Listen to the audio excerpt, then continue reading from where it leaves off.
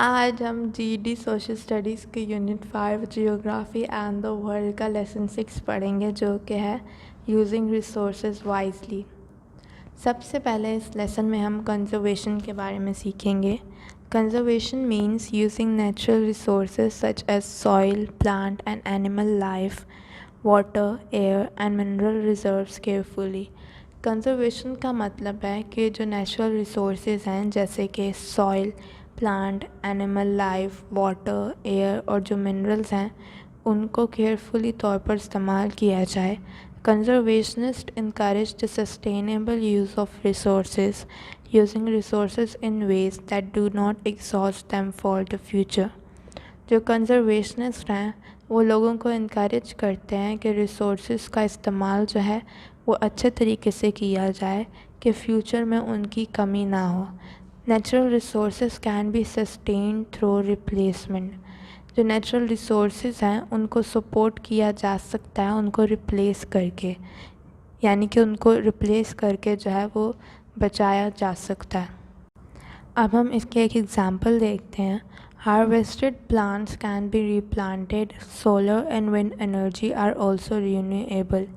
Since their supply never runs out, non-renewable resources are materials that humans use but cannot replace, such as petroleum and natural gas, as well as minerals such as coal, copper and iron.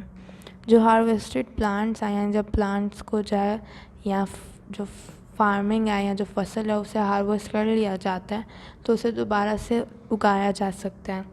इस तरह जो solar और wind energy है वो भी renewable है क्योंकि उनकी सप्लाई जो है वो कभी ख़त्म नहीं होती।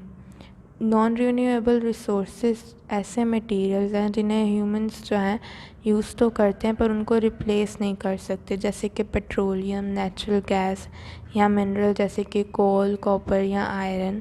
क्योंकि इनको रिप्लेस नहीं किया जा सकता, ये एक टाइम आएगा कि इनकी सप्लाई ख़त्म हो जाएगी। इसलिए ऐसे रिसोर्सेज को यानी नॉन रीन्यूएबल रिसोर्सेज को हम रीन्यूएबल रिसोर्सेज से रिप्लेस करके जो है वो स्टोर कर सकते हैं या सपोर्ट कर सकते हैं। Natural resources need to be protected for many reasons. जो नेचुरल रिसोर्सेज हैं उनको प्रोटेक्ट करने के बहुत से रीजंस हैं। Some reasons for conservations are economic. Natural resources are needed to produce goods and services of economic value. जो कुछ रीजंस हैं कंजर्वेशन के यानी नेचुरल रिसोर्सेज को प्रोटेक्ट करने के वो इकोनॉमी से रिलेटेड हैं, क्योंकि जो नेचुरल रिसोर्सेज हैं उनको इस्तेमाल किया जाता है गुड्स और सर्विसेज के लिए ताकि उनसे इकोनॉमिक वैल्यू जो है वो बढ़े। Petroleum provides fuel to run equipment in factories and to transport materials and goods. जो पेट्रोलियम है वो फ्यूल प्रोवाइड करता है जिससे कि इक्विपमेंट जो फैक्ट्रीज़ में हैं उनको चलाया जाता है और इसके साथ साथ ट्रांसपोर्ट मटेरियल्स और गुड्स जो हैं वो किए जाते हैं। We also need wood and wood products for building structures, making furniture and manufacturing paper. इसके साथ साथ हमें लकड़ी और लकड़ी के जो प्रोडक्ट्स हैं उनकी ज़रूरत होती है बिल्डिंग के स्ट्रक्चर्स बनाने के लिए, फ़र्नीचर बनाने के लिए और पेपर को मैन्युफैक्चर करने के लिए यानी पेपर को बनाने के लिए। Other reasons for conserving resources relate to our need to sustain the diverse ecosystem of earth to help keep the planet healthy. जो दूसरे रीजंस हैं कंजर्विंग के यानी नेचुरल रिसोर्सेज को बचाने के वो रिलेटेड है हमारे अर्थ के इकोसिस्टम को सपोर्ट करने के लिए, ताकि जो हमारा अर्थ है यानी जो हमारा प्लैनेट है वो हेल्दी रहे। These diverse ecosystem help maintain the following resources: water, air, plant, animal and human life. ये जो डाइवर्स इकोसिस्टम्स हैं वो हेल्प करते हैं हमारे रिसोर्सेज को मेंटेन करने के लिए, जैसे कि वाटर, एयर, प्लांट, एनिमल और human life. Finally, natural resources inspire our sense of beauty and wonder. Natural areas and materials play important roles in people's culture and spiritual tradition. Finally जो natural resources हैं वो हमारी sense of beauty और sense of wonder को भी inspire करती हैं। जो नेचुरल एरियाज़ हैं यानी कुदरती जो जगह हैं और जो कुदरती मटेरियल्स हैं वो बहुत एक अहम किरदार अदा करते हैं हमारे जो लोग हैं उनके कल्चर और स्पिरिचुअल ट्रेडिशंस में। नेक्स्ट अब हम कन्फ्लिक्ट्स ओवर नेचुरल रिसोर्सेज के बारे में सीखेंगे। When natural resources are scarce or become threatened, different people's interests can come into conflict. जब नेचुरल रिसोर्सेज में कमी आ जाती है या उनकी जो उन पे जो है ख़तरा लाक हो जाता है यानी उन कम होने वाले होते हैं, तो तब जो मुख्तलिफ़ लोग हैं उनके इंटरेस्ट जो हैं वो भी कन्फ्लिक्ट में आ जाते हैं। इसकी एग्ज़ाम्पल है water resources in a region might not be adequate to provide clean drinking water, irrigate local farms, sustain wildlife and supply water for industrial development. Example है कि जो वाटर रिसोर्सेज हैं एक रीजन में हो सकता है वो इनफ ना हो क्लीन ड्रिंकिंग वाटर प्रोवाइड करने के लिए, या जो लोकल फार्म्स हैं उनको पानी देने के लिए, या वाइल्ड लाइफ जो है उसको सपोर्ट करने के लिए, या इंडस्ट्रियल डेवलपमेंट में जो पानी की ज़रूरत होती है उसको सप्लाई करने के लिए। If this interest are not balance some people will lose what they need. अगर जो इंटरेस्ट हैं ये लोगों के उनको बैलेंस नहीं किया गया, मतलब लोगों को उनकी ज़रूरत के मुताबिक जो है वाटर की सप्लाई नहीं दी गई, तो जो लोग हैं कुछ वो जो चीज़ें उनके पास हैं उनको खो सकते हैं। यानी कि अगर किस इंडस्ट्रियल डेवलपमेंट में यानी जो इंडस्ट्रीज़ हैं उनको वाटर सप्लाई ना किया गया तो जो इंडस्ट्रीज़ हैं वो रुक जाएंगी, उनका काम बंद हो जाएगा। या अगर फार्म्स में ना पहुंचाया गया तो जो फार्मिंग है वो रुक जाएगी। These problems became even more difficult when political boundaries are involved. और ये जो कन्फ्लिक्ट्स हैं नेचुरल रिसोर्सेज की वजह से ये और भी डिफ़िकल्ट तब हो जाते हैं जब पॉलिटिकल बाउंड्रीज़ बीच में इन्वॉल्व हो जाती हैं। Perhaps one nation's water supply comes from a river that flows through another nation. If the second nation builds a dam on the river, it could cut back the flow of water to the first nation.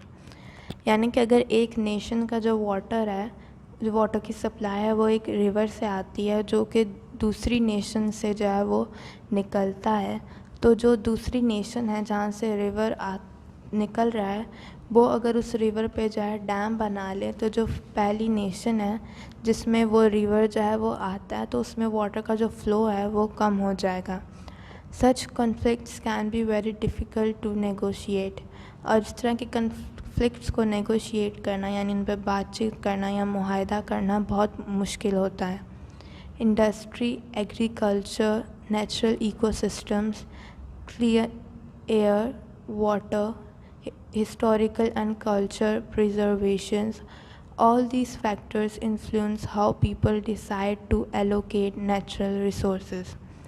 ये जितने भी जो factors हैं यानी industry, agriculture, natural ecosystem, clean air, water या history और culture को preserve करना, ये सब फैक्टर्स जो हैं वो इन्फ्लुएंस करते हैं लोगों के डिसीजन को कि वो कैसे जो है नेचुरल रिसोर्सेज को जो है वो प्रिजर्व करते हैं या सपोर्ट करते हैं, उसे संभाल के रखते हैं, उसे बचाने की कितनी कोशिश करते हैं।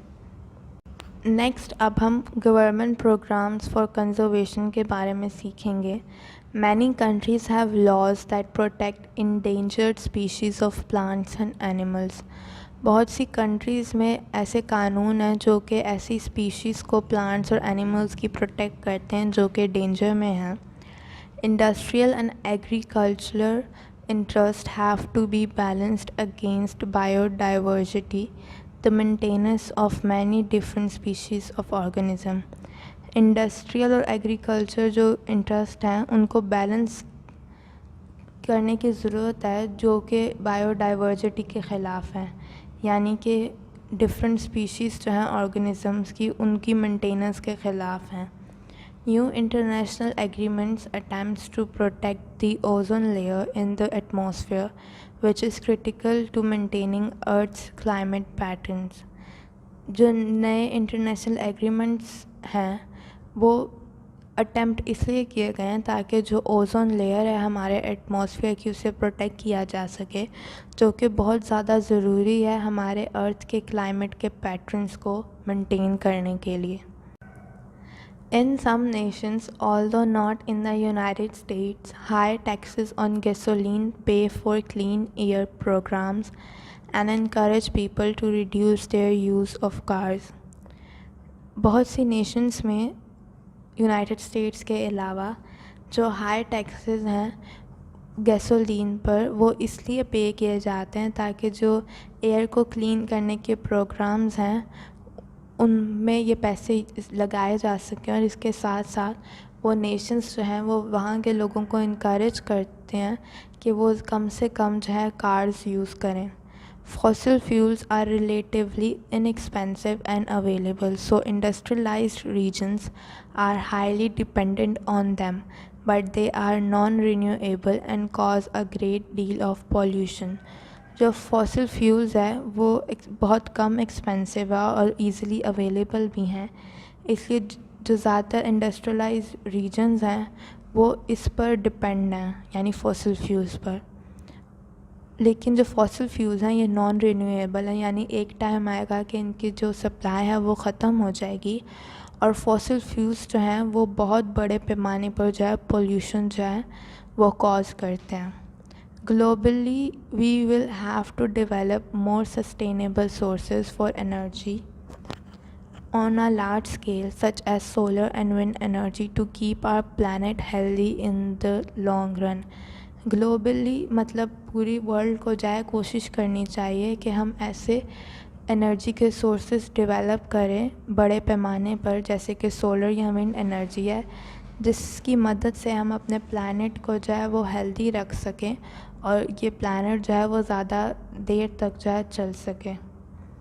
आज के हमारे GED सोशल स्टडीज़ के unit 5 lesson 6 using resources wisely जो है वो यहीं पे ख़त्म होता है, और इसके साथ साथ हमारे GED सोशल स्टडीज़ की बुक भी ख़त्म होती है। आई होप आपको इसकी समझ आई हो।